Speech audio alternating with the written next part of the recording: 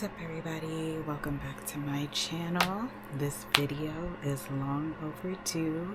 I'm going to share essentially just a synopsis of my testimony and how I came to Christ.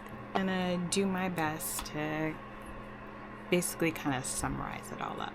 I'm not gonna name any names because this video is not meant to, shame anybody in my past for the things that they've, done to me. That is not the goal of this video. Just the goal of this video is just to share, how I grew closer to God. Okay. If you were the villain in the story, just know I forgive you. I forgive you. It's no hate or anything like that. I'm just sharing my story. So, don't take it personal. And I'm not naming your name. But if the shoe fits, wear it. So let's begin. Growing up, I was a pretty shy kid. And I remember there not really being many people for me to play with around my neighborhood. Honestly, it was just really my siblings were the only people I really interacted with. So when I first got to school, I was very shy. Those of you who met me in kindergarten and beyond, y'all can attest to that. But eventually, I developed my friend group, and I can say they are amazing individuals. Still talk to them to this day. After 6th grade, I had to switch schools, so I went from private to public school. It was a very difficult transition. Felt like there were some people who kind of picked on me, saying oh, why do you sound like a white girl? Oh, why is your hair like that? Because my hair used to be straight, because I used to perm it. And my hair used to be, past shoulder length, basically. And they'd be like, why are you trying to act like you're a white girl? Or things like that. And at the time, it was kind of like a culture shock to me, because I'm like, what do you mean I act white? I thought I was just acting like myself. It was just a lot to deal with, and I felt like I had to basically assimilate to this idea of what a black girl should act like. So I basically started to get more aggressive a little bit, started cussing, things that I felt like were kind of out of character for me at the time, because I felt like I had to adapt, just to be able to survive that environment. Because I'm not gonna lie, middle school was a little bit of a crazy time. Then fast forward to high school, I got into a toxic relationship with an older boy. And this is not in any way to shame anyone. I'm just telling my story, and this is a part of the story. Yeah, he was known for, basically being a player, messing around with all the younger girls. So at first, I didn't really take him seriously, because he pretty much flirted with everybody. So really pay him any mind until I want to say months and months and months and months later. But one thing I definitely can say I realized from that relationship, some men really just love the chase. The more you try to deny them or resist them, the more they'll put in that effort. And then once they get what they need and what they want, they're done.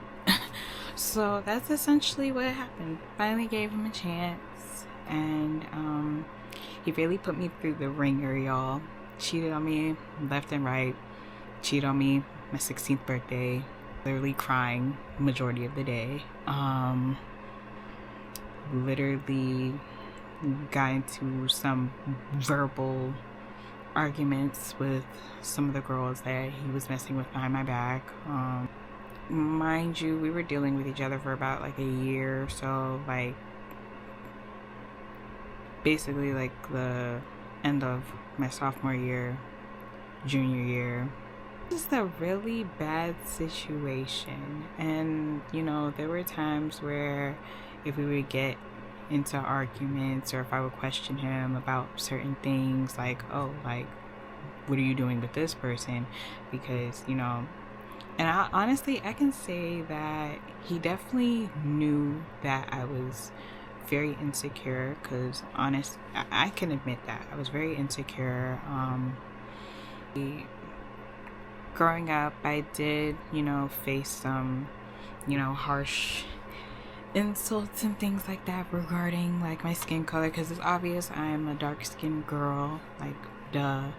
But growing up with things that were portrayed in the media, or things that people have said to me, like, you know, charcoal or things like that, those types of insults, it kind of cut deep. And then like it just got even worse when people were questioning me for not acting like your typical black girl. So it was just it was a lot to deal with. So I felt like at the time period, I really dealt with a lot of, like I said, low self-esteem, insecurity, seeking male validation, changing the way I dressed. I was very insecure about my body. And you know, at the time, I was just feeling so far from God, because it's like I grew up in the church. Like I went to private school and everything. Like going to private school, it gave me like the foundation of who Jesus Christ was, but I never truly felt like my relationship with him was, like, I truly felt like I didn't have a relationship. Like I felt like I was just kind of like, my whole life up to that point, I was just checking off like boxes. Like, okay, I'm relatively a good person, check. I go to church, check. Like, I just felt as though like I was doing all these different things, but I didn't really know much about like the having him as like relationship aspect. I felt the furthest from God, because like I just got stuck in like a cycle of sin regarding lust and all these different things, and I just felt a lot of self-condemnation, a lot of shame. Like I would literally have crying spells in my room. I was just really like at a very low state, and I was just trying to figure out a way, like, how do I get back to God? I was just feeling very disgusted with myself. Like I just was not happy. I was just feeling like, what's the point, really? Junior year of high school, I think I was like the most depressed I've ever been. My grades were slipping, and I was an honor roll student too, so that was a lot. There were certain people that I was friends with who would talk down on me to make themselves feel better. For instance, I had this one friend who took every opportunity to call me every other name but my own, and referencing my toxic relationship, especially like after it was over, still continuing to throw certain things in my face, and it was just very triggering. And like she would say, I don't know how you ended up with him, like you're so stupid for that, like you're such an idiot. Or she would call me a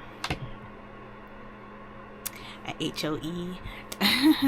But in all honesty, like I really was, that wasn't me. Like I knew like the things that the names she was calling me, those weren't who I am, but it still cut deep. And then I felt like I still managed to, basically those words started to hold weight on me. And then I started wondering, like, dang, am I really one?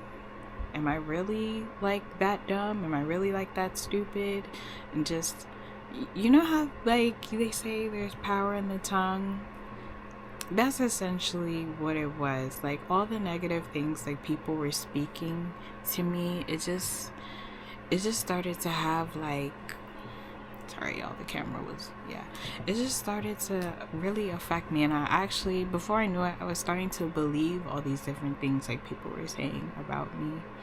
And then the beginning of senior year, the ex re-entered into my life.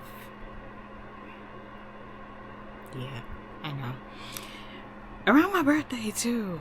So basically he gave me I'm going to assume it was a promise ring. It was some type of ring. I doubt it was even real. But anyway, he gave me that, and I kid you not, really like a week and some change later, we were back to fighting again. Literally back to fighting again. And this time, our conversation over the phone, it was that day I vowed no man is ever gonna talk to me like that ever again. Like, I had blocked him, I had blocked his phone number, I didn't even follow him on Instagram. I still like went out of my way, found his Instagram page and blocked him there. I was so petty enough, I made a Facebook page just to block him on there. Yeah, basically blocked him on literally everything. I think I went as far as to like try to figure out how to block him on email too, because he had my email as well. Because I was like, yeah, I'm just done. Like, no man is ever gonna talk to me any certain kind of way, and I still stand by that today. Like, I'll never let another man like disrespect me like that ever again, or make me question like my self-worth ever again, right? Last things like he had said to me was to basically call myself an idiot, and I was just like, yeah, no. And he basically told me never to call him again. So that day forward, like, I was actually completely done this time. And I just really hit a low point. Like, I didn't want to go to school. I didn't really want to do much of anything, really. I was too depressed to get out of bed. Mind you, this is all like at the age of 16 at this point. I'm starting to feel myself sinking in like a bad place, and just like questioning my self-worth. Like, am I even pretty enough? Am I even smart enough? Maybe I'm an idiot like he said I was. Maybe I'm just, I don't know. Like, I was just really like in a deep dark headspace. One day towards the end of September, where I was just like having like the worst freaking day ever, and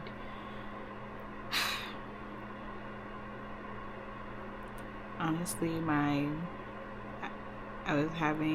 had been dealing with like thoughts of suicide for like about that entire year, and this specific day it was getting worse, and I made up my mind that I was gonna do it. Like, I was gonna try to kill myself. Nobody was home, so I was planning on,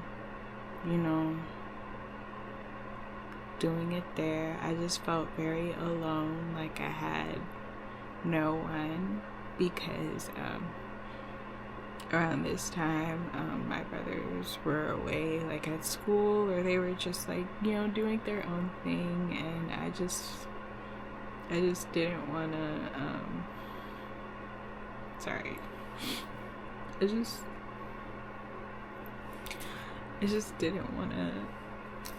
I just didn't want to overwhelm them either, because I knew they were going through a lot. And at the time, like, my parents didn't really understand what was going on with me either.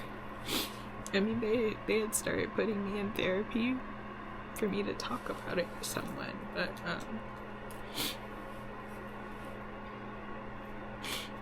still, it was like hard for them to grasp like why their youngest child was just like dealing with all this like emotional stuff, right? I just wanted to, and this is in no way like, oh, this girl tried to kill herself because of a relationship. That's not what it was. The relationship was just like a subsection of my depression, because honestly, it was just like a whole bunch of like deep-rooted things like I was dealing with, and I just hadn't been in a good headspace like at all. Like, I just didn't feel confident in myself anymore, and like the self-condemnation, the thoughts of self-condemnation, the thoughts of just feeling like I felt like those comments that people made, like the comments would really get to me, because I'm like, I mean, they're right, like, so I'm like, what's the point? Like, is God's not even gonna hear me? So yeah, I was ready to do it, y'all. But then it's crazy because I had an encounter with God minutes before I was about to do it, and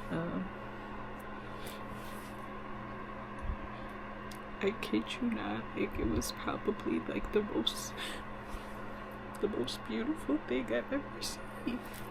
It's crazy because like I just felt like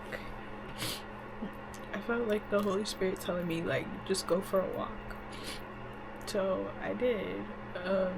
I wasn't sure where I was walking to. I just went for a walk, and during that walk, like, I ran into this one lady who turns out she was like a friend of my mom, and she had called my mom, and then my mom, she like came home and we had a conversation that day. But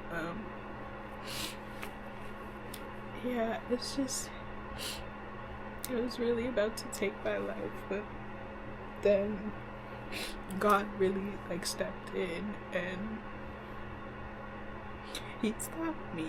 And I remember thinking like that day, why did you stop me? Why did you like get in the way? Like, what did you want to save me for? So that day I decided to, you know, get to know God more and try to figure out, okay, why is it that God wanted to save me? Because like, if people said all these things about me, why would you even look at me? And the more I thought about it, the more, you know, I was just like, wow, like, in a sea of people that had like all these negative things to say about me, to make me feel ashamed of like all of my mistakes, and just to constantly remind me of my mistakes, here comes God out of nowhere, just telling me like it's okay. Like, it's just like, it's like God heard he heard my tears. It was just like, you can come to me, like, I'm not turning away.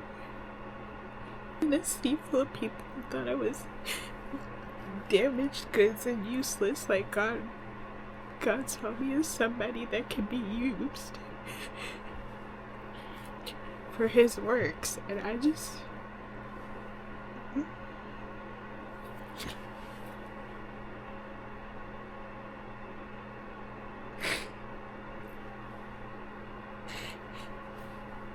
like, he saw me worth keeping, and I'm just like truly grateful for that.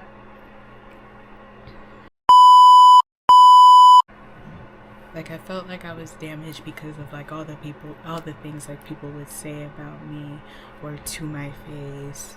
I felt like I was damaged because I was in a relationship that I didn't think, like, I was stuck in like a toxic relationship cycle that I didn't think I could get out of, because of the fact, like, I had like that like attachment to him, that soul tie. Like, I didn't think I was worth anything because of my low self-esteem. And then just to see how like God took that girl back then and forming me into the girl I am now, it just really is a testament to like God's faithfulness. Like, imagine like if I had committed suicide like 9 years ago. Like, wow, like imagine if like I had been successful and took my life 9 years ago. and I would have missed out on literally all the blessings that have like come forth. Like literally I was able to figure out like my calling in like the mental health industry. Like I truly believe this is why God led me into this space. And then to become a psych major, and then get a bachelor's degree in psychology, and like in a few months I'll be graduating with my master's in counseling. Like literally, like this is all like a part, it was all like a part of God's plan. Like even when I had messed up, even when I was like so deep in my sin and I thought like there was just like no coming back for me, the way like God literally rewrote my story and it all worked for his glory. So it's like, if God can do that for me, he can do that for you. And anyone that's just like if you feel like you're struggling with your mental health, or you're in just like a negative headspace, like God can really like shift things for you. He can really do like a 180-degree turn in your life if you let him. It all just starts with a repentant heart, and you have to be willing to surrender to him.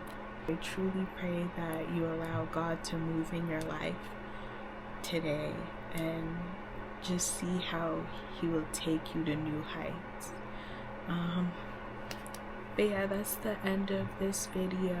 I just hope like my testimony encourages you. Honestly, there's just so much to my testimony that like occurred, and you know, I wish I had enough time to like go into like detail, but honestly we'll be sitting here for like probably 2 hours. So I'm just gonna end the vlog here, but I'll see you guys in my next video, and I love you, but Jesus loves you more.